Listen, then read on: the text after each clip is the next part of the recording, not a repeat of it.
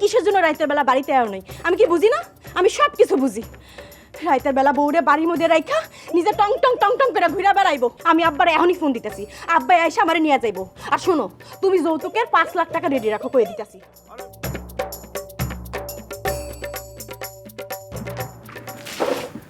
I নবাবজাদা, এই নবাবজাদা, সারা রাত কোনে ছিলা? হ্যাঁ, সকালবেলা বাড়িতে আসার কি দরকার তোমার? যেখানে ছিল ওইখানেই থাকতা।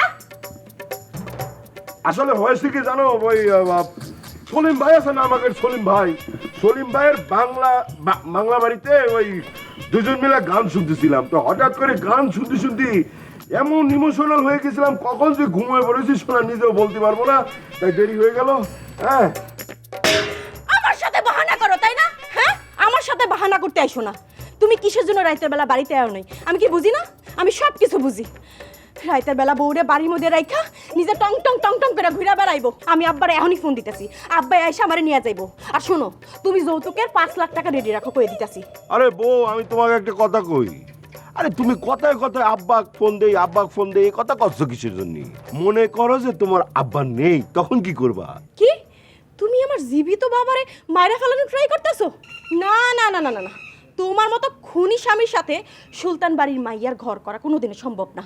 তুমি টাকা 5 লাখ টাকা তাড়াতাড়ি রেডি করো। ফোন দিতে চাচ্ছ তো দাও, ফোন দাও। আজকে আমি একটা অ্যাসপারস্পার কইরেই ছাড়বো। আব্বা বাড়িতে আসুক, আব্বাকে ডিটেলস ভেঙে বলবো কেন আমি রাত্রিতে বাড়ি থাকি না, আর বাড়িতে আসার পর কেন আমি সারাদিন বাইরে বাইরে ঘুরে বেড়াই, বলে দেবো আজকে। কি বললা তুমি? তুমি দিনের পর দিন রাতের পর রাত আমার কারণে বাড়িতে থাকতে পারো না? এই কথা তো তুমি এতদিন আমারে কও নাই।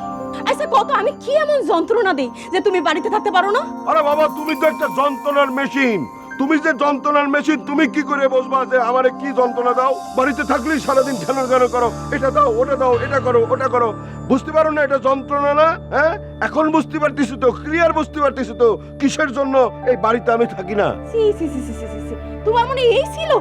পাশের বাড়ির ফারুক ভাইয়ের কবিতা ভাবি তার জামাইয়ের কাছে এইটা চাবে ওইটা চাবে, কানের কাছে জ্ঞান জ্ঞান জ্ঞান জ্ঞান করতে থাকে। কই ফারুক ভাই তো একটাবারের জন্য প্রতিবাদ করতে আসে না। এত কথা বললে লাভ নাই। পাড়া পড়শি কি করেছে, কার ঘুম আসছে না আসছে, এসব কথা শোনার আমার টাইম নাই।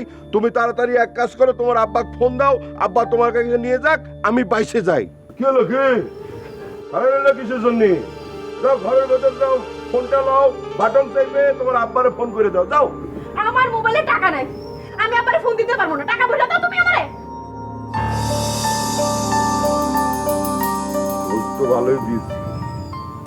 এখন যদি শিক্ষা টিক্ষা পায় 2-4 মাস শান্তিতে থাকা যাবে না। যাই, কাপড় টাপড় চেঞ্জ করি, আবার বাইরে চলে যেতে হবে। যাই।